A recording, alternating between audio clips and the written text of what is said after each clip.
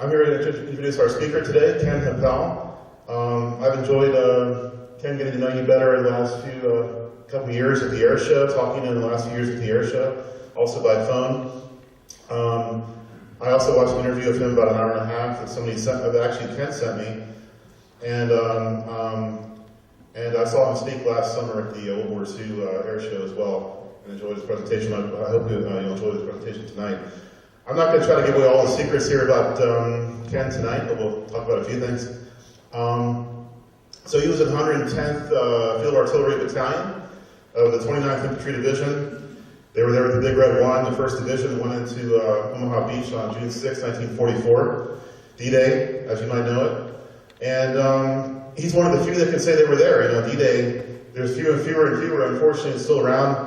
And he was there the afternoon of D-Day, June 6, and a very famous moment, not just in U.S. history, but world history. He actually he has an interesting story. I won't tell the whole thing, Ken, but he has a watch. He showed me before we started here. He talked to a German World War II soldier during the war in a field hospital in Brest, France. And this German guy was missing an arm and both legs. And Ken, even as a young man, he's able to speak German. So he was able to communicate with this German fellow. And he said to him, trying to talk to him in German, and he gave him a smoke. The German guy asked for a cigarette, and later he gave him the rest of the pack. And the German guy was so grateful, he gave his watch to Ken, which Ken has kept all these many years and has still today. And I also heard a story, I think a family member had it restored, actually, that it had to be restored a little bit over the years, but it's still running, still working. So he had a lot of harrowing situations during the war. He'll tell you more about that. Also his training and his combat experiences. Try to see, maybe I don't want to tell too much. Well, I'll let him tell the details there. But everyone, so I hope you'll enjoy tonight's presentation. And if you have any questions, we should have a question and answer period at the end there. And thanks. I'll hand it over to Ken now. Thank you so much. Ken Happel, everyone.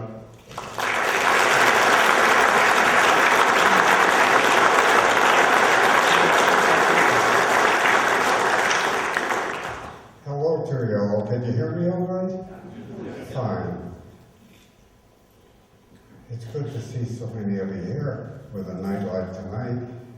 My son and his wife and I drove up from Allentown, and we got to go back home when this is all over tonight. But we'll make it. My name is Kenneth Happel, spelled Happel. I am from Allentown, Pennsylvania. I was in the 29th Infantry Division in World War II. The 29th Infantry Division was the division that stormed ashore on Omaha Beach in Normandy, France on June 6, 1944. Before I get into the rest of my story about the war, I always like to bring in about my dad, the finest guy I ever met in my life. But at our house, there were mother and dad, of course, and 7 of us kids, 4 boys and 3 girls. And when we sat down for supper in the evening, Mom at one end, Dad at the other end, the 3 girls on one side, the 3 boys on the other, because he didn't want us to fight. Yeah. I mean, it happened on that. Hair pulling, boy. And my dad always had the mail next to his plate. And while Mom was passing out the food, Dad would hand out the mail. And all of a sudden, I sat to his left. He was at the end. And all of a sudden we heard him say, "That sure as hell didn't take long." And we all looked at him, and what he meant was, I was 2 weeks and 4 days into my 18th birthday, and already I got my notice, "Come, we need you. Come peacefully, or we're going to come and get you." Anyway, the day before I was to leave, I said to my dad, when you get up the next day, wake me so I can get up and have breakfast with you. Thank you, Scott. My son, my right-hand man.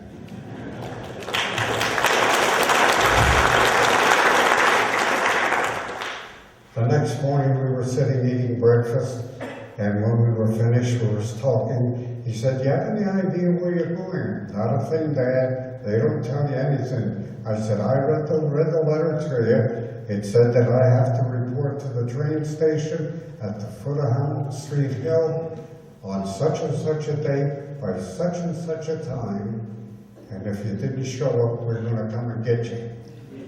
So a horn blew out front, and here was the man that picked my dad up and took him to work every day and brought him home at night, because we never had a car in our family, and my dad never even knew how to drive. So I walked to the front door with him, and he turned around and gave me a hug, and he said, "Be careful. I mean, be careful." And he said, "The most important thing is, when you get time, write." "Okay, Dad." So I went upstairs and I got ready, and I came down, and I walked out to the kitchen, and I said to my mom, she was at the sink doing dishes, I said, "Well, Mom, it's time for me to go." I said, "I got 15 blocks to walk down to the train station," and I said, "I don't want to be late." Nothing was said. I turned around, started walking towards the front door, and the last words I heard from my mom was, "Don't forget to make an allotment out for me." So back in 1942, a private in the Army got $15 a month. So she got 10, I got 5.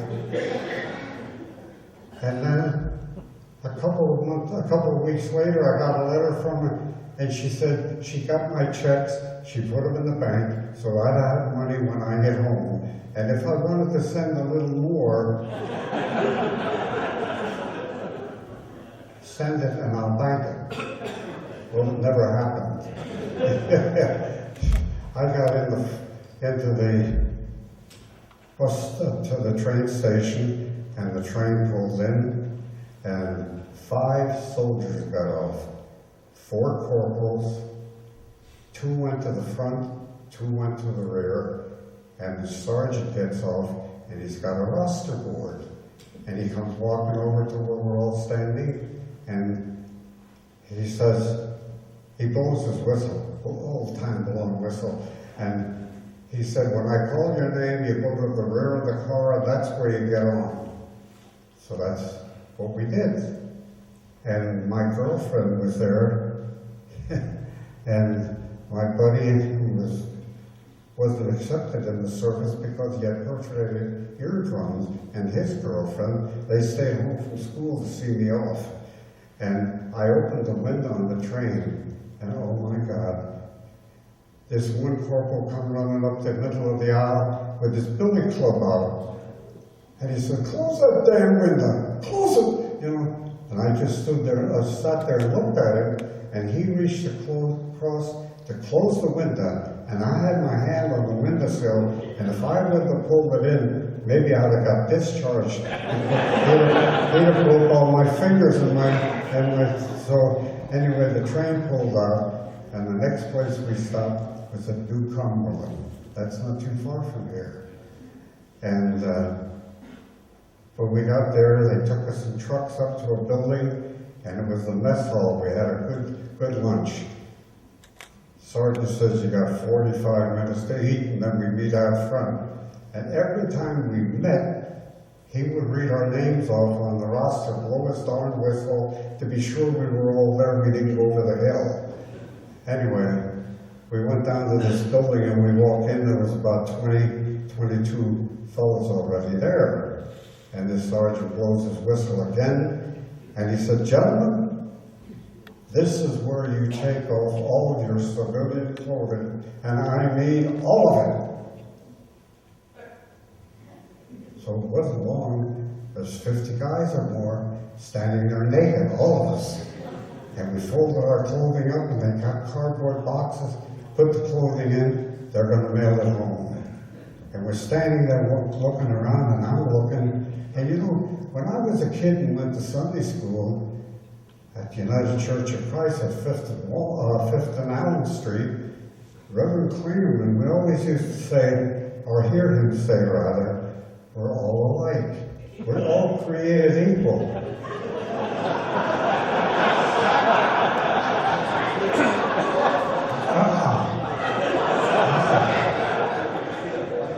Shame on you. And anyway, the sergeant blows his whistle. He said, "You see the two doors at the end of the room? I want 2 lines." He said, "When you get there, they'll tell you what to do." So when we got up there, they turned us around, they held our wrists and our elbows, and they backed us through the door. And when we backed through the door, we got shot in both arms. Tetanus shot on one side, tetanus in the other, and we turned around and they gave us a military suitcase. You know, the duffel bag about yay high, big around. So we walked up to a table, the guy says to me, "Do you know what your waist size is?" "Yep, 34. Not anymore. And he walks away, he comes back, he got 6 pair of stovepipe shorts and t-shirts, brown color. Put a pair on, put the other in the duffel bag. And that's the way it went. We got our socks, our pants, our shirts, our jackets, hats, everything. And no shoes. So we're standing there, and he says, the sergeant blows his whistle again. Boy, I wish he had that whistle someplace else. And there were 4 steps you walked up on a platform. And when we got up on top of the platform, there was 3 platforms. There was the imprints of your feet. And they told us to step in there and back up till the back of the heel was at the heel of the drawing. And he was feeling your feet, and he said, "Pick those 2 buckets up." So we picked up the 2 buckets of sand, and he's feeling your feet again, and he's reading a bunch of numbers off. The guy goes away, and he comes back with 2 pair of combat boots and a pair of dress shoes. Sit on the bench and put a pair of combat boots on, lace them up, but he said, "Don't try to blouse your pants." He said, "That's going to happen the next place you go." So we went for supper, we came back to the barracks, and when we walk into barracks, there's a whole row of beds down both sides with a rolled-up mattress, 2 blankets, and a pillowcase. This is where you're going to spend the night. Tomorrow morning I'll wake you. You're going down the train station, you're going to ship out. So he said 9:30 the lights go out. So it wasn't too long. We're making our beds as best we can. The lights are blinking. And finally they go out, and they come back on, and I looked at my wristwatch like a lot of other guys. It was 9 o'clock. The guy's cheating us out of half an hour. So we went to sleep anyway. The next morning he woke us, went to chow for breakfast, came back down to the train station. Now we're on our way to Fort Bragg, North Carolina, the home of the 82nd Airborne. And that's where they taught artillery. I ended up in a 105 Howitzer battalion. I have a shell there with shell mounted inside it, and you're welcome to have a look at it. We made those out of shells that were fired when we were in bivouac. We made these ashtrays, and there were 4 of us that became buddies.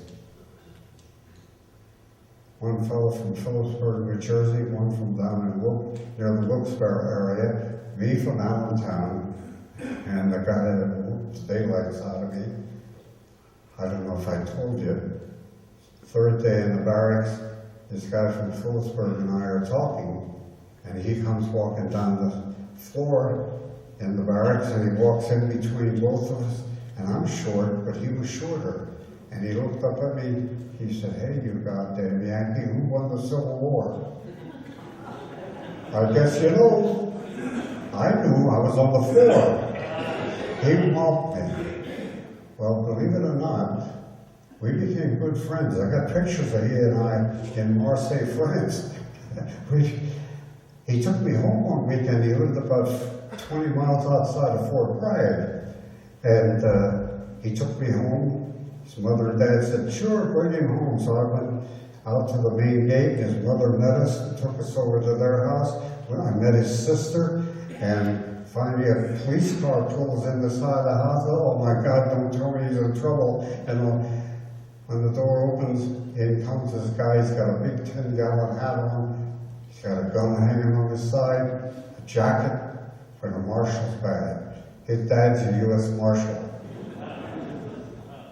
So we talked and stuff. He wanted to know what my dad did for a living and all this kind of stuff. And finally he said, "Well, I'm going to bed, I'm tired." The next morning we're eating breakfast. And the phone rings. And Josh's mother answers the phone. We heard her talking about it. She said, "Well, just a minute, I'll get Henry." So she came to the kitchen. "Henry, that's for you." He goes in, answers the phone, and we heard him cursing and carrying on. "What do you mean this early in the morning?" But he didn't lose that kind of language. And he said, "I'll be right there." So when he comes out into the kitchen, he says to Josh and I, "You guys want to see something, come along with me." So we did. We got in this squad car and we go up the road, off the main road, into a dirt road, into a wooded area, and we go in there maybe 2 city blocks, and there's a clear area, and I'll bet there were 35, 36 white people there, all white people. And hanging in the tree was a body. Now the way we were standing at the police car, we couldn't see what color he was until he turned and turned and turned. It was a black man. And boy, Josh's dad went nuts. He wanted to know what the devil's going on this early in the morning. Somebody talk to me. Nobody would talk to him. So he says to the other officer that was there, "Call for the bus." Now one guy opens up. He said, "What do you want the bus for?" Well, he said, "I'm going to take you all down and lock you up." He said, he said, "The cruiser cars and stuff won't hold 35, 36 people." And they kept talking and talking, and Josh's dad said, "Now I want to know exactly what happened." Here Josh's mother, Josh's dad was told that this black man was in this grocery store early in the morning, and Mrs. So-and-so, and she was there, she was in the store, and she was in the checkout line, and she was in front of this black man, and he patted her on the backside. That's a no-no. And she turned around to slap him, and when she slapped him, he went to push her, and he pushed her on the breast. So they jumped him right away, and this is what happened to him. It's a shame what was going on down south.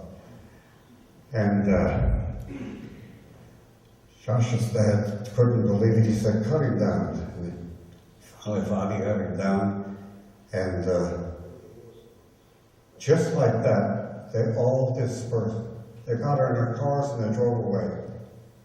I couldn't believe it. Here's a guy hung, the undertaker came, picked him up and took him away. Nothing was done. Nobody was arrested.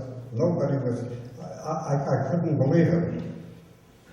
So 2 Saturdays later, every Friday night they post on the bulletin board in the barracks of what was in the movies in Fayetteville. So it was a good movie. So the 4 of us decided we're going to, not Josh Bowers, Fred Bletz and John Imes and I, we decided we're going to go into the movie. So we go into the movie and we're lined up outside and it's starting to rain. And There was no place on the pavement because it was full of people to get into the movie. These three white guys came walking down next to the curb. And about 4 or 5 people in front of us was a black couple, minding their own business. And just like that, I saw the black guy laying in the road. They pulled him out of line and spun him around. He went, then the girl came out, she said, let him alone, all we want to do is get in the movie, we're not doing anything. She ends up next to him. These 3 white guys get in line where they were, that's all they wanted, a space to get in, to go into the movie. It was terrible with the stuff that was going on down there, and I didn't think it was because Allentown, we had black people, good black people, and no problem with them whatsoever. Well, we did our training on 105 Hollitzer, and a lot of drilling, a lot of marching here, marching there, and then one morning they woke us a little earlier, we went for breakfast, we came back. Now we put on our knapsacks, our shelter half over the top with our sleeping bag inside it. We had a bayonet on one side, we had our canteen on the other side, we had a shovel hanging in the back on the wet belt. We're going on a 10-mile hike. That was murder. First 10-mile hike. And we bivouacked overnight. The next morning, the trucks were there with a hot breakfast, and we marched back to camp. And then we went on the main parade field to do drill, a close order drill, and the sergeant would yell, attention, everybody snap to attention, dress right, dress, you know, this arm went out to the guy next to you, this one went up to the guy right at the back of his neck. That's the distance they wanted every time you marched wherever you were going. And we went on this 25-mile hike, and that was murder. And we had a Swede in our outfit from New York. The 10-mile hike, he passed out. And there was always an ambulance following, and they put him on, they took him back to camp. And when we got back to camp, he was already in the barrack. He was all right. But on this 25-mile hike, he passed out again. And we stayed overnight. Next day, we marched back to Fort Bragg, and the Swede wasn't in the barracks like before. And there was whispers going, what's going on, all this kind of stuff. Where's the Swede? The Swede had died. He was in the emergency room, and I guess he couldn't perspire, they said. He could not perspire. And he should have never been in the service. But he didn't survive. Well, finally our training was over, and we were out on the Battery Street lined up, and the sergeant went in the barracks, and when he came out, he had a whole handful of envelopes with our numbers on it. And when I say numbers, I had bunk number 9. On the envelope was 9. He gave me that. And we all got them. He said, when I dismiss you, if you get in the barracks, these are your marching orders, read them. So we did. And John Imes, Fred Bletz, Josh Bowers, and I, we were to report to Fort Lee, Maryland by the following Sunday, 8:30 at night. We had to be there. Josh went home because, as I said before, he lived 20 miles outside of the camp. So he was the first one home. We went into Fayetteville and we're standing on the train platform, and we're looking at all the signs, Philadelphia, New York City. We didn't know which one to take. And a voice said, "Can I help you fellas?" And when we looked over, it was a black officer. And when we stood there looking at him, he had double silver balls. He was a captain. So we walked over to him and gave him the highball. He returned it, and he says, "You fellas have a problem." John and I says, "Yes." He said, "We got to get to Philadelphia because I'm going to New Jersey." And then I said, "I'm going up to Allentown." And I said, "The kid, it's what we call this youngster from Wilkes-Barre, he's got to go to Wilkes-Barre." Well, he said, "Watch me when the trains come in, and I'll tell you which one to get on." But when they came in, he came over to us. And you know, when he came over the second time, we noticed on the lapels of his dress jacket, he had 2 gold crosses. He was a man of the cloth. A very nice man. And he said, "The first train, that's the one you want to get on." He said, "I go up to Philadelphia every 2 weeks because that's where I come from." He said, "Now the first 3 cars are for white people. The next 3 cars are for black people." He said, "So get on the right line to get on the right car," which we did. John was first, Fred was second, I was third. We got on the first car, full. There wasn't any place whatsoever to sit. So we went into the second car. And some of them, they got seats. I didn't get a seat. So I'm dragging my duffel bag down the aisle, and I get to the end of the aisle, and you know, on our trains, at the end of the aisle on one side and on the other side at the end, they had bathrooms. And I don't know what disinfectant they used to clean it, but it stank. And I wasn't allowed to sit at the 2 seats outside of the bathroom there, or the toilet, all the way up to Philadelphia. I would be sick. So I got up and I went across the little platform into the next car. Oh my gosh, it's full of black people. They all looked at me when I walked in. And I got maybe 10 rows down, and there's a black woman sitting at the window. The aisle seat is empty. So I said to her, "Is this seat taken?" "No, sir." So I put my duffel bag in, I sat down, I took my knapsack off, and I had to cross my legs to keep my feet from being out of the aisle. And she tapped me on the leg. She said, "When the conductor comes through to get our tickets, he's going to chase you out of here." And I said, "We'll see." And I closed my eyes, and you know, when you close your eyes, you can open them just a little bit that you can, like a peek that you can see.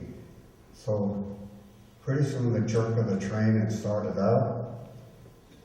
In comes this guy yelling, "Tickets, tickets," and he's coming up to our side, and he gets right next to me at the aisle. Didn't say beans to me. I kept my head down like I was sleeping. And I heard him say to this woman, "Ticket," and I saw her hand it to him. He punched it, gave it back to her. He went up the aisle, came down the other side. When he went out the door at the end, I looked across the aisle, and here's this black officer sitting in his seat, and he waved to me and had a big smile on his face. You know, no trouble. We got into Philadelphia. He came up to us. He said, "You know where you're going from here?" "Yeah, I'm getting the limited that comes from 69th Station, Philadelphia, up to 8th and Hamilton. Real fast trolley car. That's where I'm going." The only guy we had trouble with was the kid. He had to go to Wilkes-Barre, but we told him, "Go over there to that counter where the 4 women are, show them your pass, your orders to transfer, and they'll tell you how to get home," which he did because we met him down at Fort Meade, Maryland. We met him. Well, we went from Fort Meade, Maryland, up to Camp Shanks, New York. We stayed there overnight, and then the next day we were supposed to go to the docks to ship overseas, only to find out higher pointers were going. So we went to spend another night there.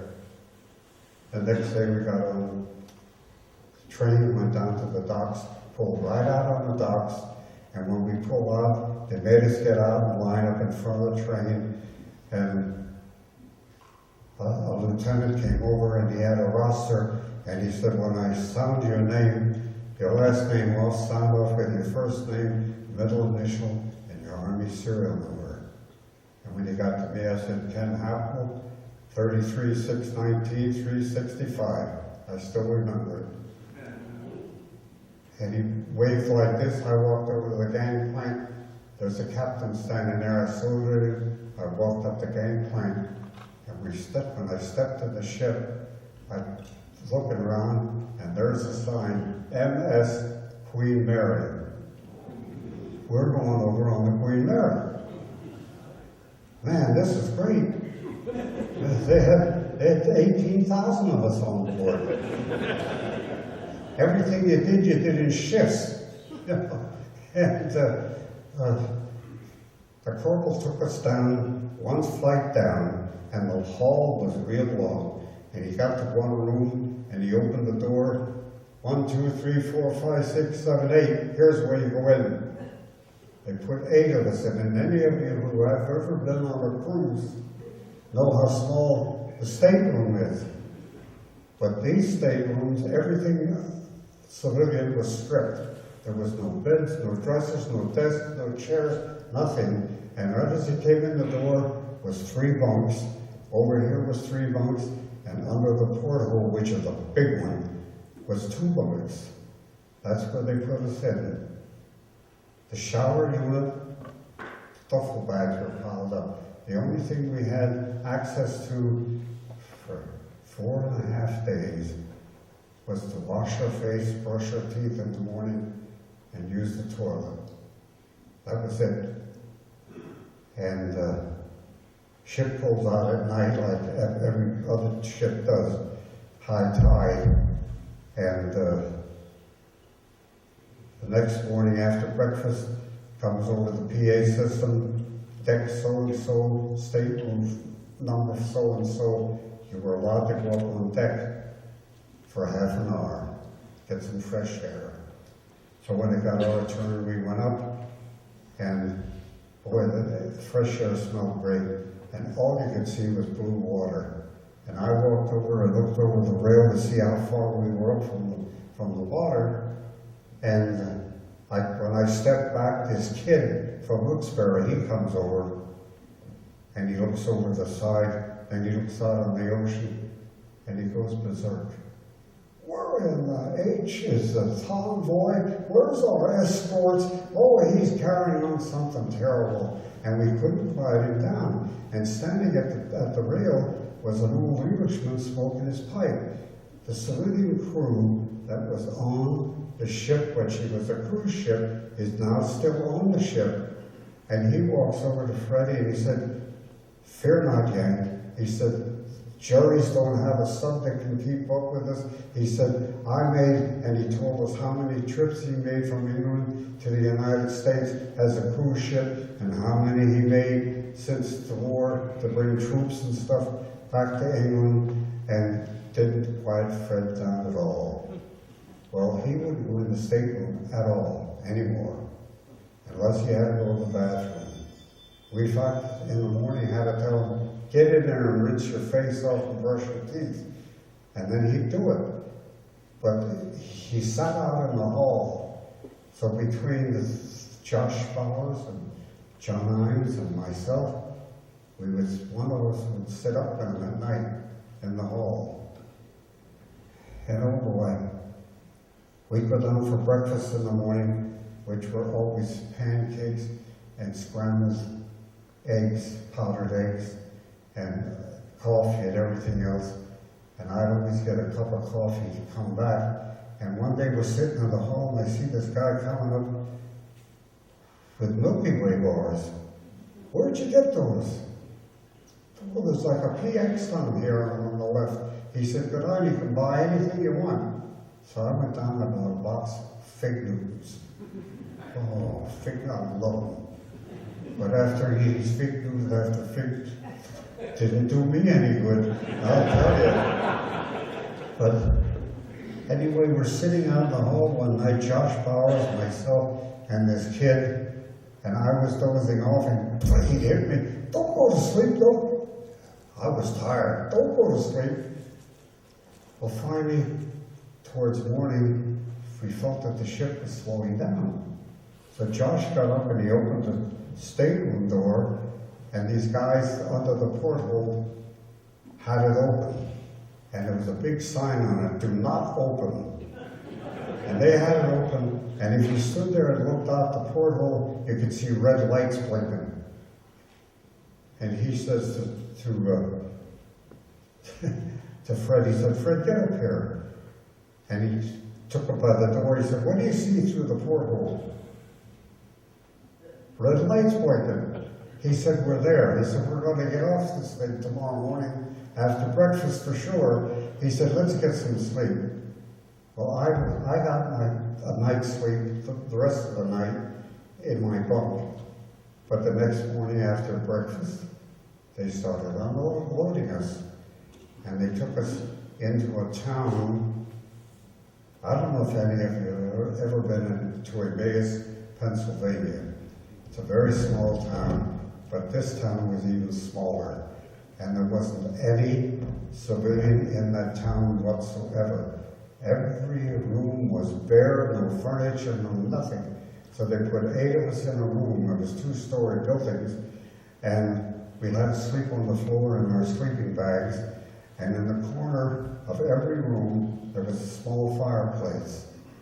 And when it started to get dark, there was a knock on the door, and the Englishman came in, arm full of lumber and paper. And he said, "Before you go to sleep, build a fire. Anybody gets up in the middle of the night, put some more wood on it." He said, "Because we're at the ocean and it gets cold here at night." Well, we got through that night, and the next day it's raining, and we're standing out in front of this building, and they're calling our names, and as we call your names, the trucks are lined up. The first 30 we call, you get in the truck number 1. That pulled out and they announced where it was going. Well, when they got down to H and stuff, they called my name, John's name, Josh's name. We got on this truck, and when the truck pulls out, 110th Field Artillery Battalion, 29th Infantry Division.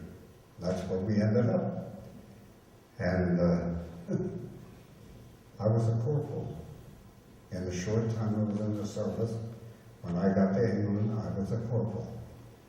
And that didn't mean beans. See, the 29th Infantry Division was originally the Maryland and Virginia National Guard. And it wasn't long I was called down to the order room, and the Sergeant Belsinger says to me, "We got an overage of corporals in this outfit." He said, "We got to demote you." And he grabbed my stripes and he ripped them off to one sleeve. He said, "Take them off all your clothing." I was demoted just like that.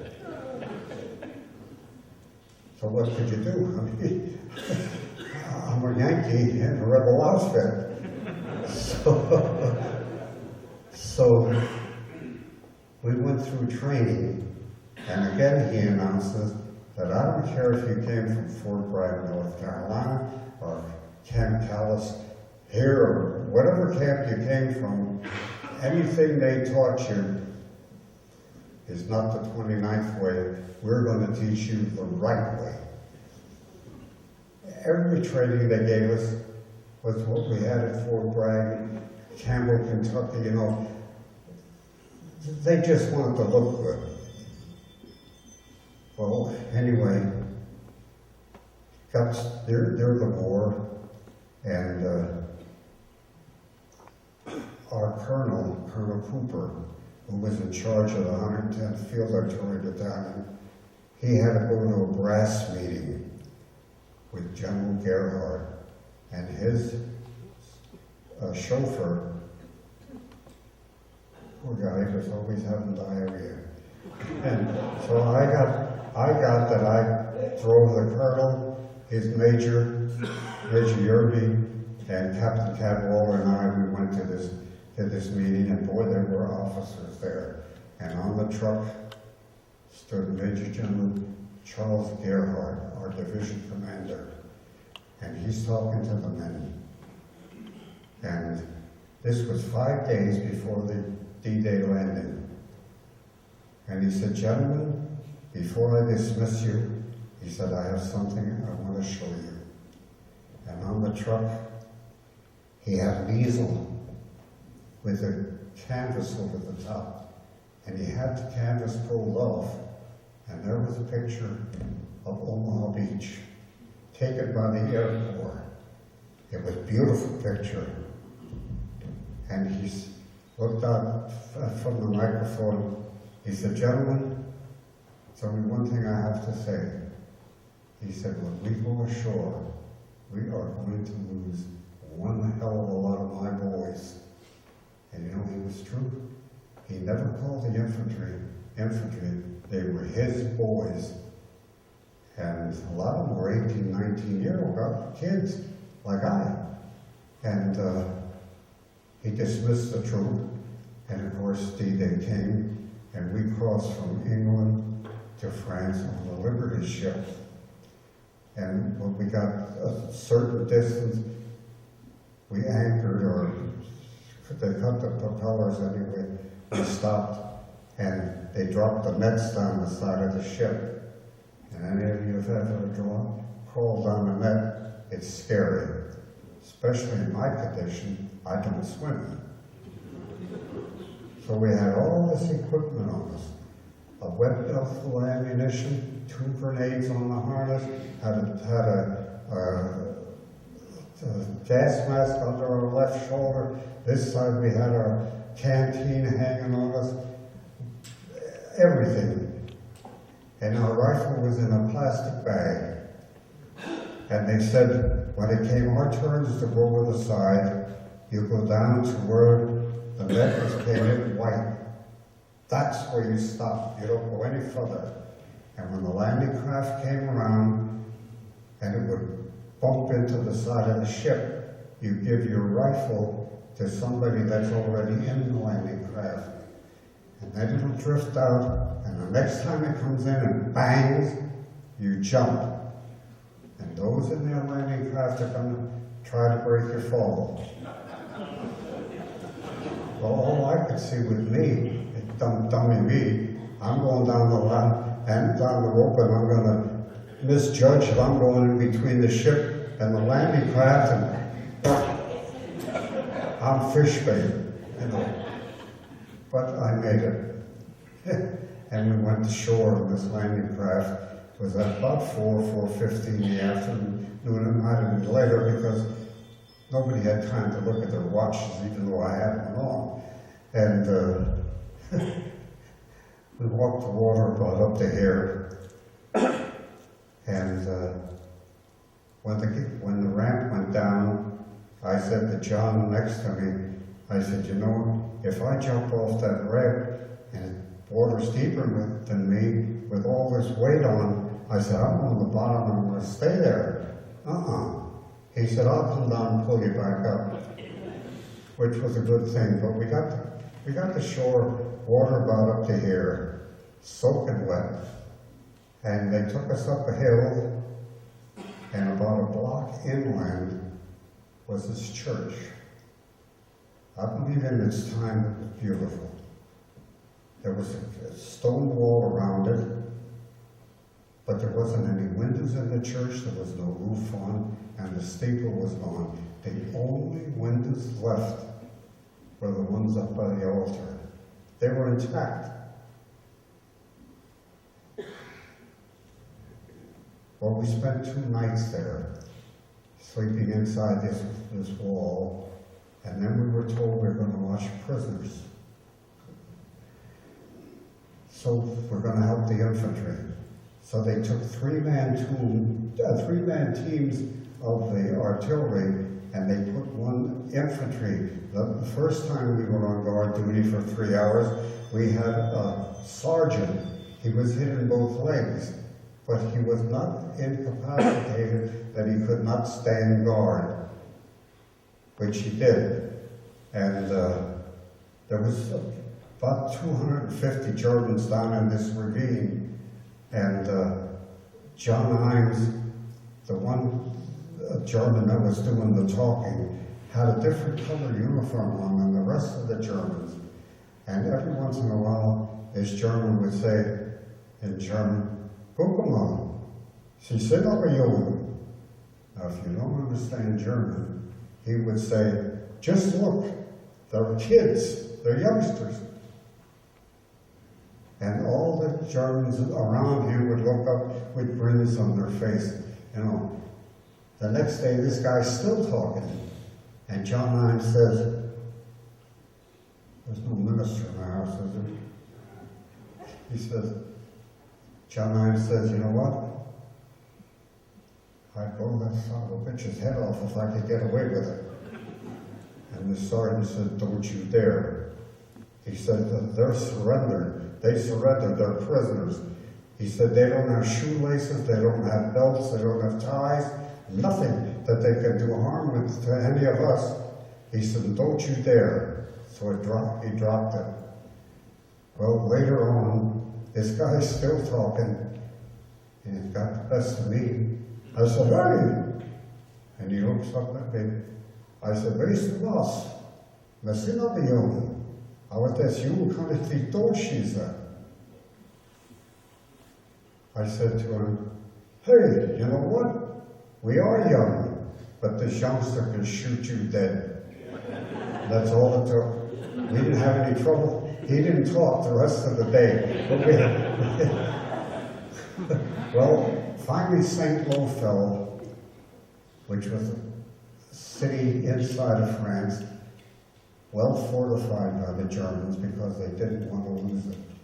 And it took from June the 6th, it took 42 days to take that city. Thank goodness to the Navy, because our artillery pieces were in the bottom of the channel, and we couldn't support the artillery of the infantry the way we supposed to. We didn't have the equipment. And they said it was going to take 3 days till fresh equipment came over from England. So the Navy, they blew the daylights out of St. Lo. But when the shells used to come over, swear to God, a freight train was going over. There were immense shells and stuff. And finally St. Lo fell, and we went into a rest area for 7 days. And we got new wet socks removed and dry ones put on. What's up, son? The hospital inside the cliff at the bottom of the subplains, they were brought up and we were taking care of them. And Colonel Cooper, he wanted to go through the subpens. So I looked out again. I drove him down. This guy was sick again. And first building we went in were the subpens themselves, and they were like garages with no doors. And at high tide, when the water would come in at high tide, the water was full, and that's when the subs came in, and then till morning when it would, I guess went out again, they'd sink down, the crews would get off and have shore duty, and the ship was restocked, torpedoes, food, anything that they needed. And then next high tide or so, they were back out. We went into this cliff. In the cliff, it was an enormous cliff, there was a horseshoe tunnel. And inside was like a barracks where the defenders of the subpens slept, the soldiers. There was a mess hall and a kitchen. And then we went into the next room, and that was a machine shop. I saw the biggest lathe I ever saw in my life. And then there was a room that was empty, but on the door it had a German ammunition. That's where they stored it, but it was completely empty.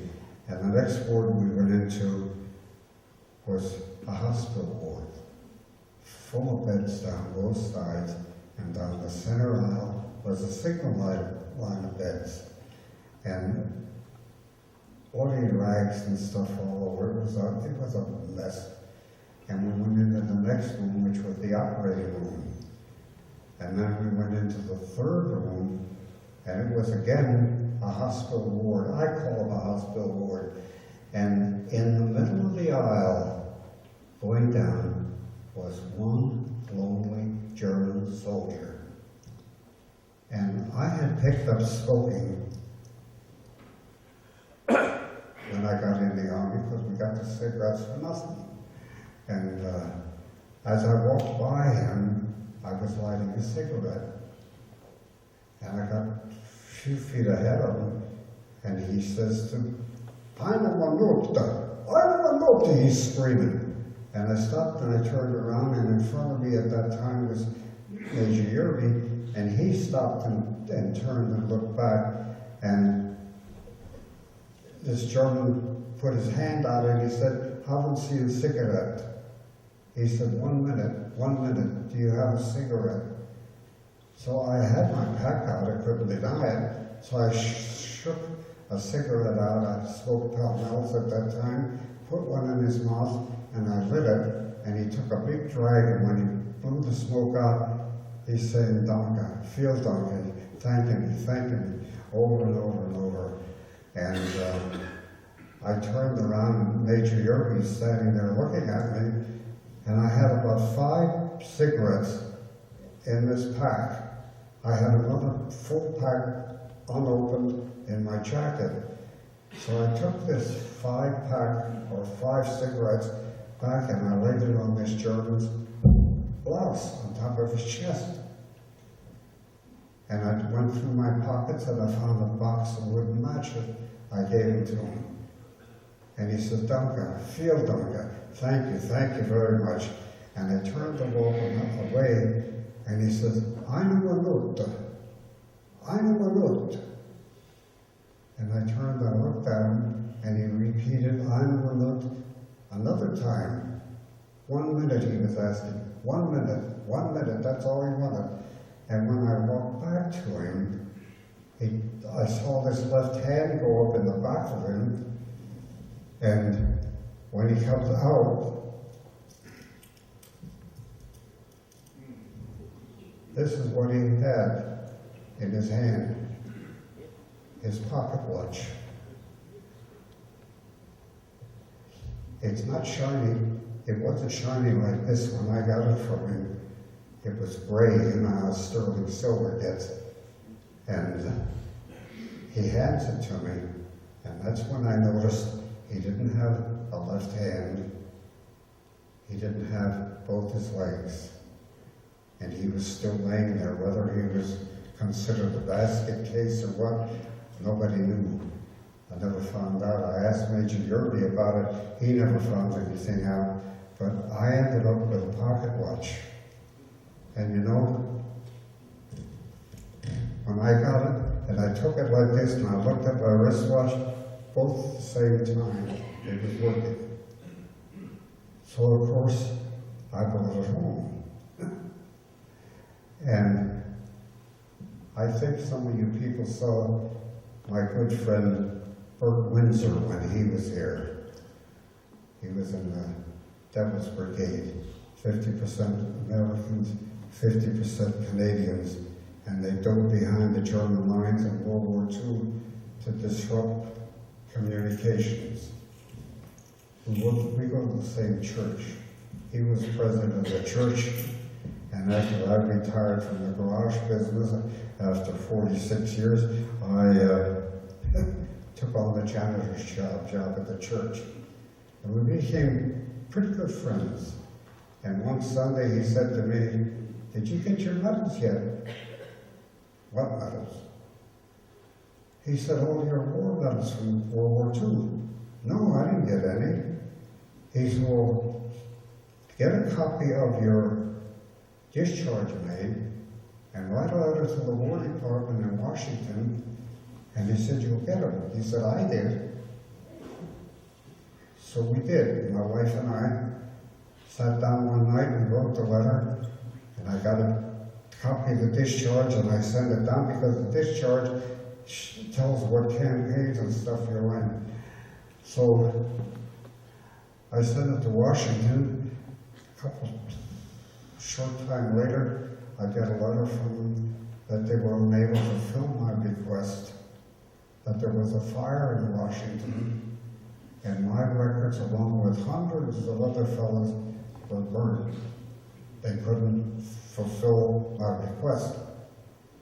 So I filed a letter in my filing cabinet, and it must have been 6 months later, maybe a little longer, I get a political leader. You know how these guys in Washington, they're looking for votes and stuff, and they send you a political letter, and at the end it says, if my office can ever be of service to you, please contact me at such and such an office.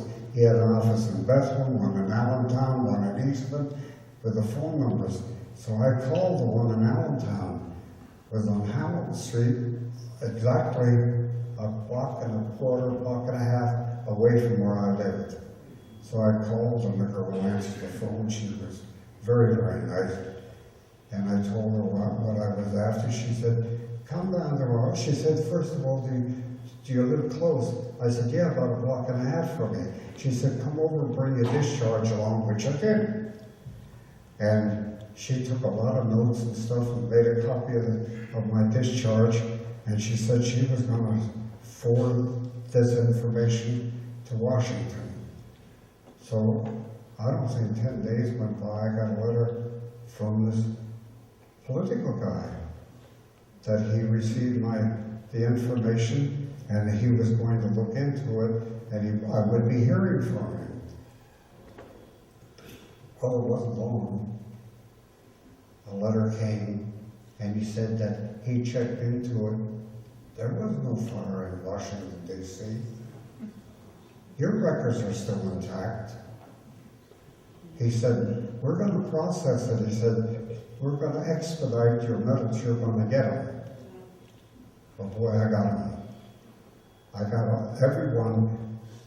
There's 4 or 5 at the bottom there that I got in the mail. And you know, they were so screwed up in the War Department, I got another set. My youngest son has them because he has a costume business over in New Jersey called Scaraboose. And he's got a lot of military uniforms. Shame you don't have one that fits me. But he's put some of those ribbons and stuff on that when he rents the suits out. But that's how things were messed up in Washington, D.C. You know, I wouldn't have gotten them had I not have gotten this political letter and then went to his office. Well, anyway, I missed one story. It was time to go home. The war was over, and we went down to Marseille, France, by train. And our trains, the cars are long with an aisle down the middle, not on the ones that we came from Germany down to Marseille, France. They were like little rooms. They had a padded bench on one side, on the other side, and up on the top they had these big things with rope in to put the luggage. So they put 6 of us in each one of those rooms. And we flipped coins to see who would get the benches and who would get the ones upstairs. So 2 of the guys got the ones upstairs, never knew them before, and they said they were comfortable to sleep in. And every so often the train would stop coming down from Germany to Marseille, France. And the American Red Cross would have trucks there, and the girls were making donuts, and they had hot coffee, and when the train stopped, you were only allowed to get out on the left side. Don't go out the right side. That's where the French civilians will be, or the German civilians will be. Don't go out that side. And they had tents set up with toilets in for us. And good donuts. They made good donuts.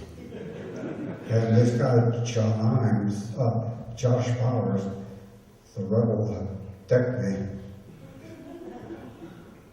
He didn't get out of the car any time. And we went back a little early one day.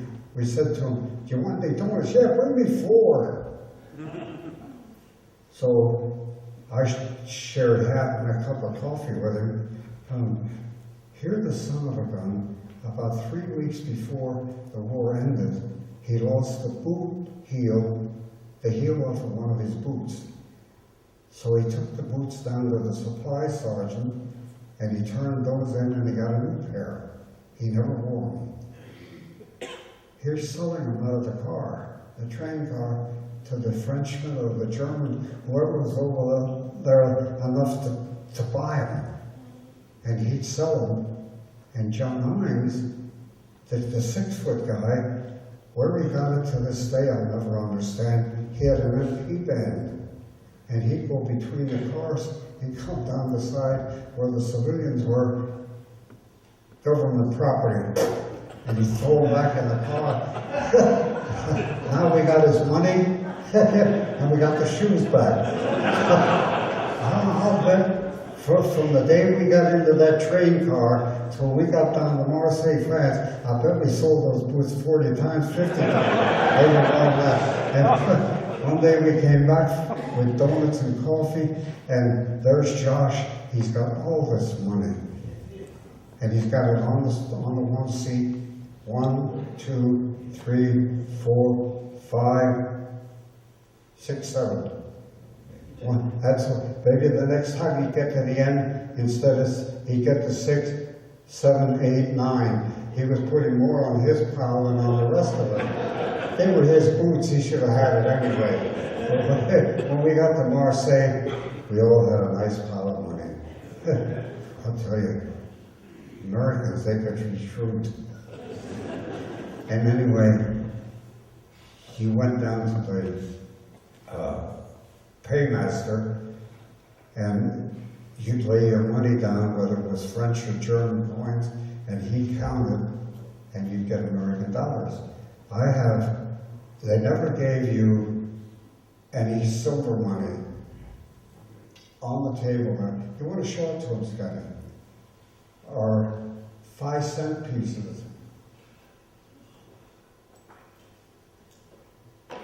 Paper money, government script. 5 cents a piece. That's the way we got paid.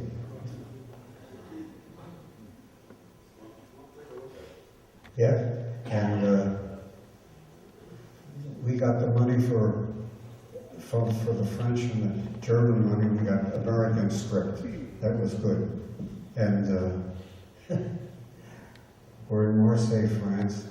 And because I speak a little German, I was told to go down to the compound in the morning and pick up 8 German prisoners and bring them up to the tent where they've made breakfast. And these Germans were up there. They'd be mixing pancakes, powdered eggs they were mixing. The bacon came in slabs. They had sharp knives. They were sharp cutting the bacon. Not a thing. You didn't have to worry about a thing. I had my carbine set against the wall with a full clip of ammunition, and then everyone went near it. And then one day I said to one American, "I wish I could talk better German. I'd like to tell these Germans something." And when I said that, one of the Germans said, "I'll tell them, just tell me what you want." He spoke English as good as any of us. And we told him, and he told the Germans, and we were really good. You know, it was a shame. The average German, the soldier, he didn't want to be in the service. He was drafted the same as I was. But the officers and the non-commissioned officers were all SS. And when this fellow told us, when they told you to do something, if you didn't jump, they had the right to shoot your butt. And he said, we were deathly afraid of him. And that's the way it was in the German army. Well, anyway, I borrowed a Coleman lantern. And my buddy John Imes said, "Where'd you get that?" I said, "That tent over there." So son of a gun, he comes back with one. So when we took the prisoners up to the mess tent in the morning, usually we had 15, 20 candles burning, and they didn't throw a lot of light. But we light these Coleman lanterns and hang them, and boy, we'd light the tent up just like daylight. And these Germans liked this. And first, then we got the word where the ships are coming, we're going to go home. And they told us that 2 aircraft carriers were back in the States, and they were going to empty all the hangar decks, everything they didn't need, and they were going to load it up with cots, and they're coming over that could take thousands of guys home at one time. So boy, this built our morale up. 5 days we're going to be in New York. So one day, 2 o'clock, a little after 2 in the morning, the whistle blows and it's the sergeant. The ship said, I won't say what he said about us getting up in the morning, but they had some really things that they would tell you. And we got on these trucks and we went down to the docks. We came down this road, and as he came down the road, you could look right out on the harbor, and there sat all these ships, beautiful ships, big ones, and here sat 2 aircraft carriers. Man, we went by them in the trucks, and we're looking up there, immense things. We're going to get home out of here. The truck slowed down. We thought, this is the one we're getting on. Kept right on going. Went back past the second one, around the curve, up the camp. There were higher pointers going home before us. So it was 10 days later, we went through the same thing. And this time we go down, and 1 aircraft carrier is gone. Well, they're going to fill the next one. Maybe we're going home on that. We went right by that one, and the next ship in the front was a victory ship, built in World War II by a fellow by the name of Kaiser. Maybe some of you knew about him. He built a ship a day. They weren't riveted together, they were all welded together. And he turned 1 ship a day out. And that's what was in front of the aircraft carrier, and that's what we got on. They had 18 of us on them, and the holds were full of stuff they were going to take back to America. And well, I'll tell you, it was really something. And we pulled out the next night to head for the United States. Not 4.5, 5 days. 12 days. 12 days. We came up past the Rock of Gibraltar. It was beautiful. Then we hit the Atlantic, and boy, that ship would go up. And boom, she'd come down, the water would come up over the bow and the front, and the thing would shudder. Holy crap, what are we in for? But we had 12 days of it. Further we got out on the ocean, it calmed down a little.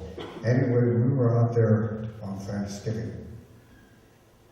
And we woke up Thanksgiving morning for breakfast. And oh man, it smelled delicious throughout the whole ship. And when we got on the ship, I had the bottom bunk, which was off the floor enough to slide a duffel bag under.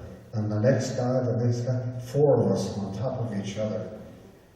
The 3 guys above us, poor son of a guns, were seasick. And all they were doing was hanging over the side of the bunk, and they'd come through the closes and wash the deck down, and then they'd anyway, I said to the guy all the way up the top, I said, you know, if you change places with me, you won't have so far to throw up. And he did. He changed places with me. So I went up on the top. And boy, I thought that's the best deal I ever made in my life. Right over my bunk was a light bulb, but it was in a carriage. And I take my hand real quick, turn the bulb on. It was dark. It was good sleeping. And I had my duffel bag hanging on the end. I had it made. Well, Thanksgiving morning, we got up and I went to breakfast. Usual breakfast, pancakes and eggs and stuff. And at lunchtime I went in and oh my God, did it smell delicious. I had a leg and a second joint. Good God. I don't know where they caught that turkey. But I had mashed potatoes, green beans, and carrots, and corn, peas, a mixture, medley, I guess they call it, and coffee and stuff. And when I got done eating, as you walked out the door, they had like a barrel, and anything you didn't finish, you scraped into there. And guy standing at the door, he said, "Would you like a Dixie cup?" I said, "Yeah, that tastes good." And I looked over, and they weren't the little Dixie cups. These were those big ones, you know, about that thick, big ones. And I said, what flavor you got? Don't get smart. He said, chocolate and vanilla, that's all. So he gave me one, he gave me a metal spoon. He said, when you come back for chow tonight, bring the metal spoon back, we need it. So I'm okay. So as I start towards the door, he said, wait a minute. He said, take a couple of Dixie cups. He said, there's so many sick guys. He said, we're going to have ice cream left over. He said, it's unbelievable. So I walked back. I got 5 of them. the big ones, you know, about that. Oh boy. So I got to my bunk and I threw one at a time up on top of the bed and I crawled up there. I sat over the end with my feet going back and forth, take the cardboard off the top, lick it, drop it off on the floor, and I'd eat the ice cream. When the cup was empty, drop the cup down on the floor. Pretty soon the guy that changed beds with me at the bottom, he looks out and he looks up. You son of a bitch. But I ate all 5 of them. Well, we got back to the United States, and I ended up in Indian Town Gap. That's where I got discharged. And it was full of soldiers. And we came in, rank didn't mean anything. They just put you in the barracks for overnight. The next day you get your discharge, you're going to be out. So the first 3 guys in the door were regular enlisted men. Then there was a corporal, a sergeant, a PFC, 2 lieutenants, a first lieutenant, second lieutenant, then a major, and then me. And this major was nice, talked and stuff, and he was reading some sort of a book, and the door opens and 3 guys come in, soldiers, and he blows his whistle. Gentlemen, he said, I'm here to check all the duffel bags. He said, you can't bring any contraband into the United States.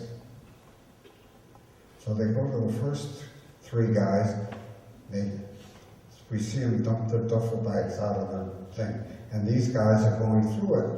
And they have a duffel bag there, and every once in a while they drop something into the duffel bag.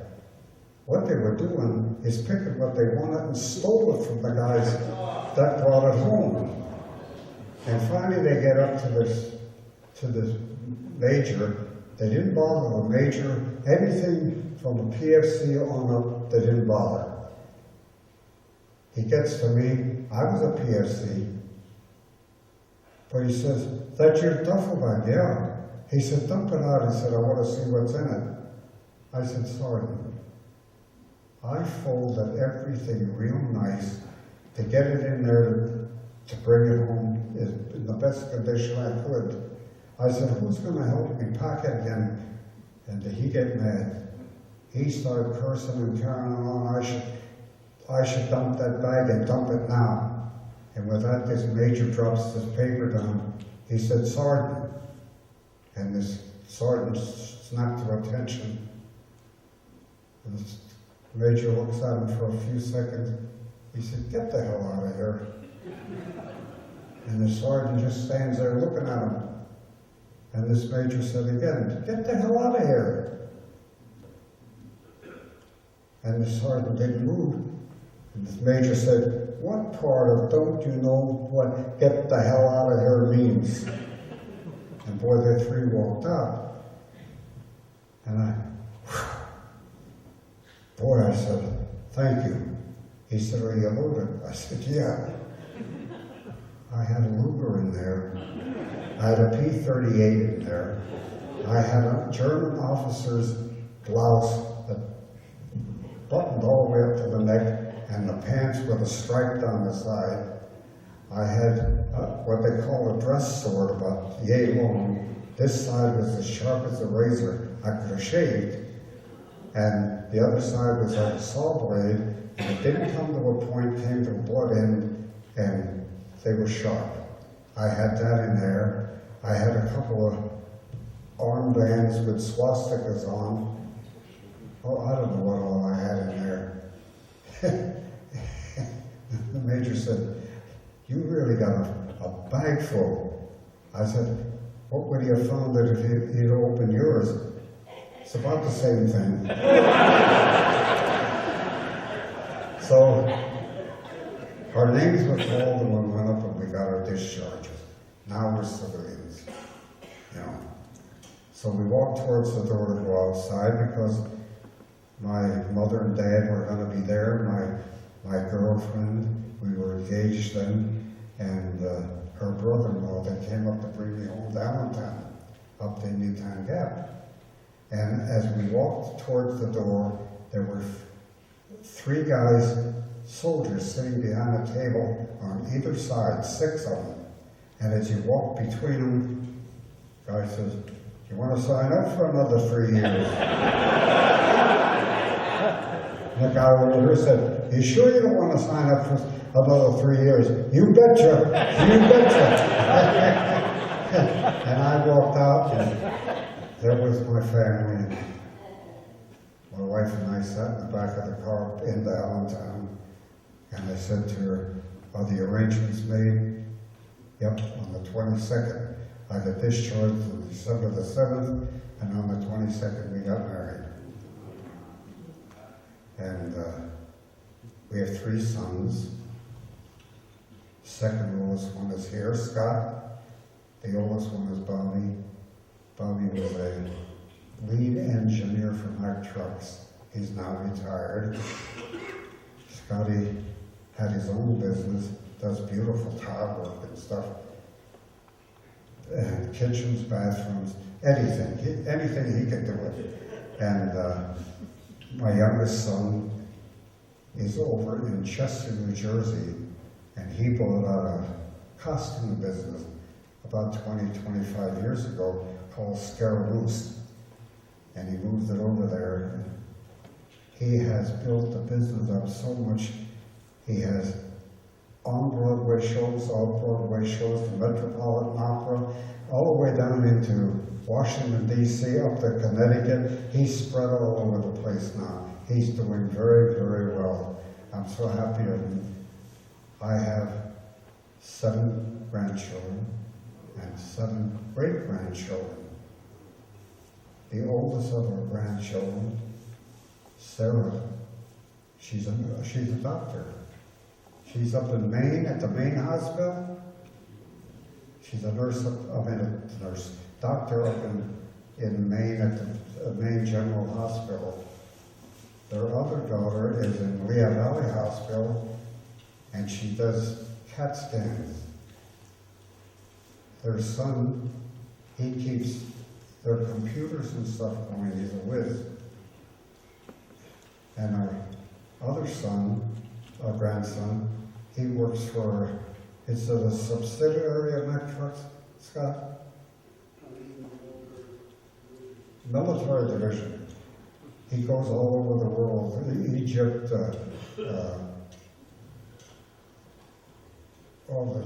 Israel. He goes to France selling weapons. And the last thing he talked to me, he said they were making a new truck in Makunji. I think it's done now. Had 7-inch thick windshield. Can you imagine? 7-inch and the door glasses, and the body is reinforced, and they're going to run it through a minefield after it's all built purposely to see what damage it would do. Now the youngest great-grandson, he started college to be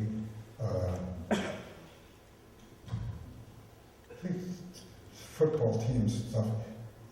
The doctors they have, what do they call them? Huh? Yeah.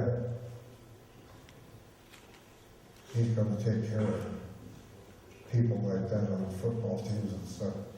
Wants to be a doctor or a medical man anyway. But we're happy. We're happy. If only my wife were here.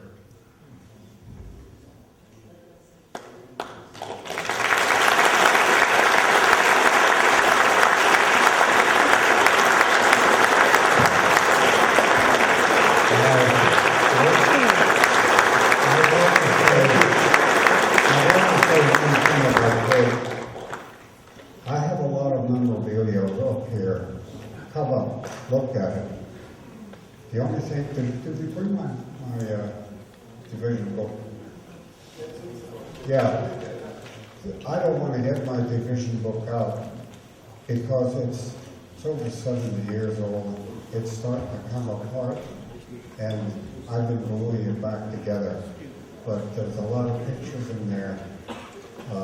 There's pictures here of my buddy Freddie, the young kid that we called the kid from Woodsboro, where he is buried over in the 29th Infantry Cemetery. There's all kinds here. So come up and take a look. Ken, we have something else you can add to your war mementos. It's not much, but it's a token of our appreciation for coming out this evening. It's the official Central Pennsylvania World War II Roundtable mug. It's highly valued among veterans, and those who have not spoken are very envious, but thank you for coming out. We'll have Scott. We'll have time for maybe a few questions, and I do want to tell you something, sort of an inside thing. Oftentimes the speaker has trouble hearing you. It's not always because they can't hear. All the sound goes out that way. So when you talk, you guys can hear the questions, but we can't up here. So if we have to repeat it for the speaker, you'll understand why. Ken, I have one question that I'd like to ask before we turn it over. You landed on Omaha Beach on June 6th in the afternoon after the initial landings. What was that like? I mean, it was terrible. There wasn't more fighting on the beach. Fighting was all gone on the beach. There were about 2 blocks inland already toward St. Louis. But we were supposed to bring our artillery in to support the infantry, which General Fairhart called my boys. He never used the word infantry, always his boys. And of course our artillery didn't get in for 3 days we got in prison. So what you had to run? I went to shore with water about up to here. Okay. And we didn't get dry clothing or anything for at least a month and a half. You have to understand, his artillery, the 105, was brought in on a barge. Germans hit the barge square. So his artillery gun is laying down in the drink. So that's why he was actually taking care of prisoners in the beginning until they got a new artillery gun. And then they followed the troops in. They were usually within a half mile to a mile behind, so that as they advanced, they would fire for them. So he did hit the beach without a weapon. And the other strange thing, people don't understand, so many people were put on the beach of Normandy or D-Day he went ashore with a World War I bolt-action rifle. They didn't have enough weapons. Not for long. Yeah, not for long. The weapons from the dead soldiers were piled up, and he had, I think you said you went to an M1 Garand. He actually got a BAR a little further inland. And the story he told me as a child was the BAR was the heavy artillery of the infantry. Yeah. So Dad carried the BAR until he found out that the BAR men were the first ones taken out because they were the, so he, as he eloquently said to us as children, he gave it to a friend. And he was fortunate enough to get a carbine, and I think he actually had a paratrooper carbine for a while. And that's another story where some officer came down, saw him with it, and said, you know, soldier, I see you have my weapon. And Dad looked at him, and it's like, what do you mean, your weapon?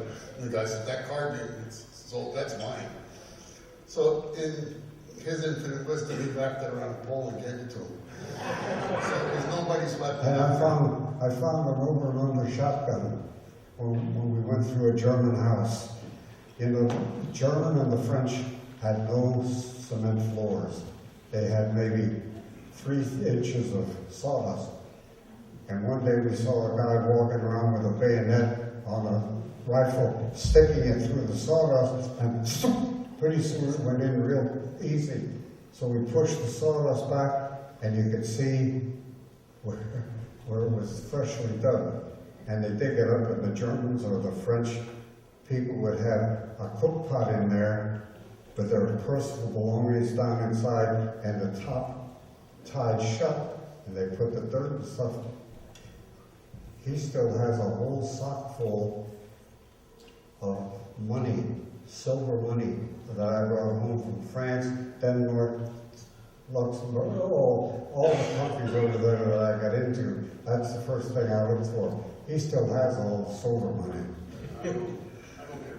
Does anybody else have any questions for Ken? Like I said, we'll take 1 or 2, and you can come up and talk to Ken, and I'm sure he'll be happy to explain the significance of the stuff he brought along. So any questions? No? Okay. Oh, one over here. You have to travel.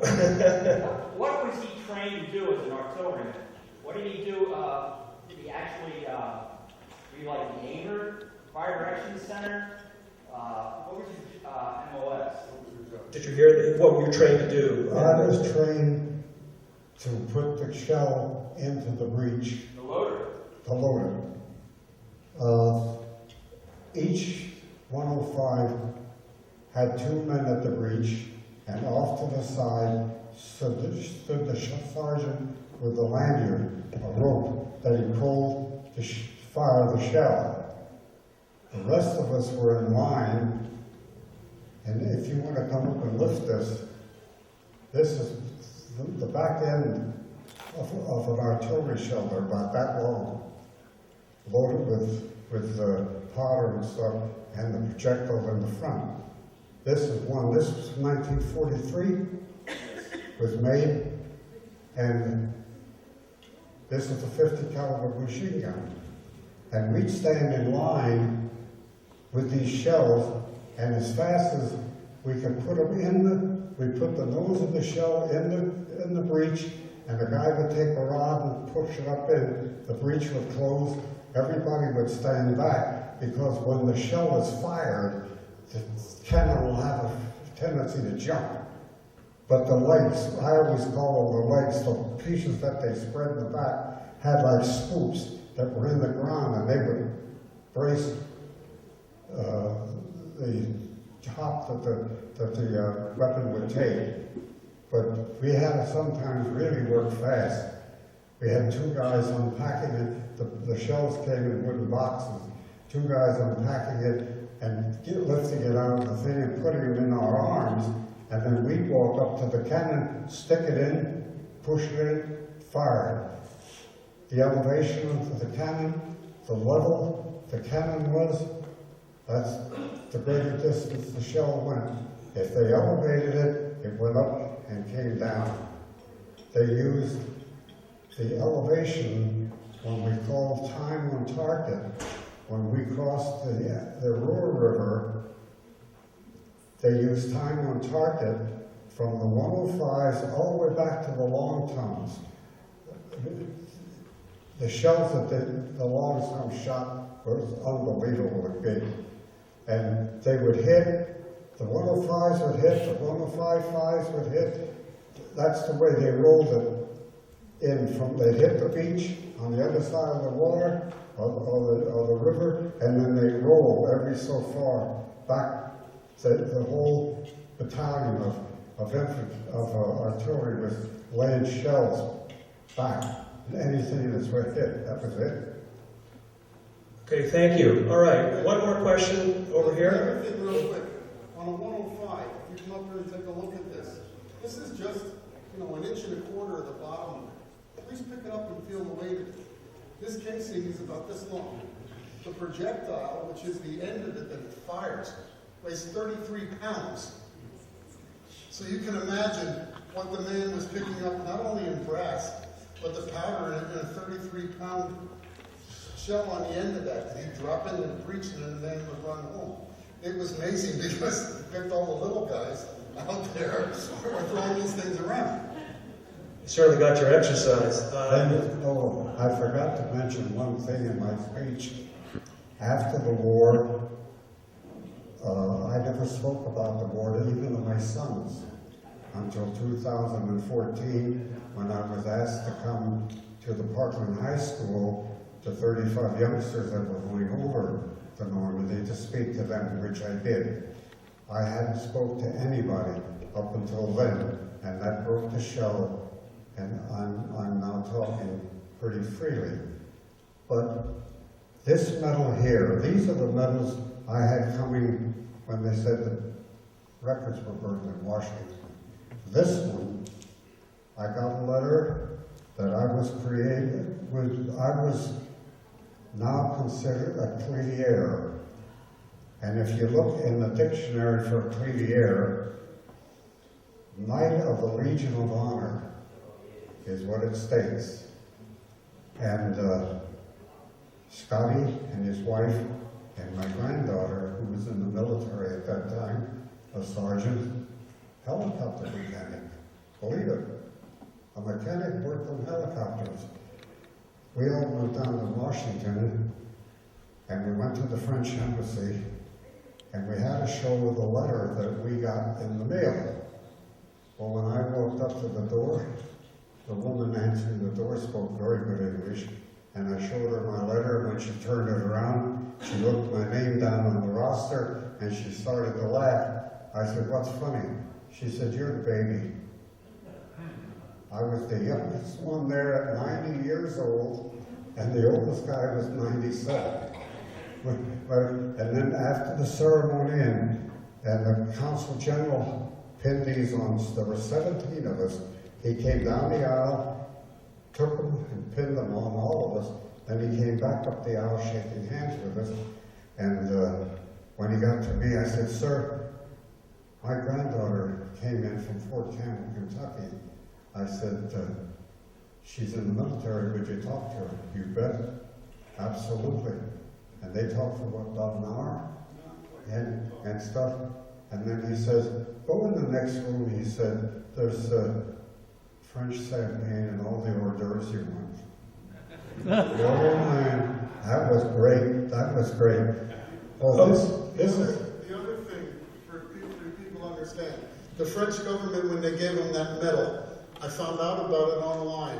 It was very nice of the French to honor them, although it took them 75 years to do it. It was not given posthumously. You had to be alive, you had to be there.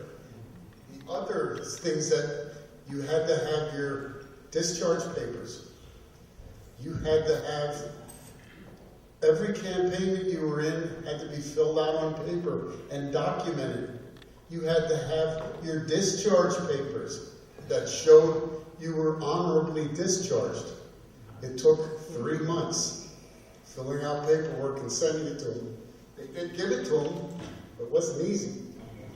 We have one question. We have one question. Can we have one question? And then, if you have any other questions for Ken, come up afterwards. This gentleman's been waiting a little bit. This is a 20 millimeter shell. Wait, we have. Oh, I just wanted to say that. How would you like, that's the part that comes out when it fires, this brown part. How would you like to get hit with one of those? I don't think he'd walk away. You have a question? Christmas time and Battle of the Bulge with your division. Any comments you want to make, your stories about that? Christmas time, Battle of the Bulge? I wasn't in the Oh, he wasn't there. no. Okay. He wasn't in that one. Well, that was a quick answer. Okay, thank you very much for coming. If you have any questions, come up here. We'll see you in December with Clarence Stoner.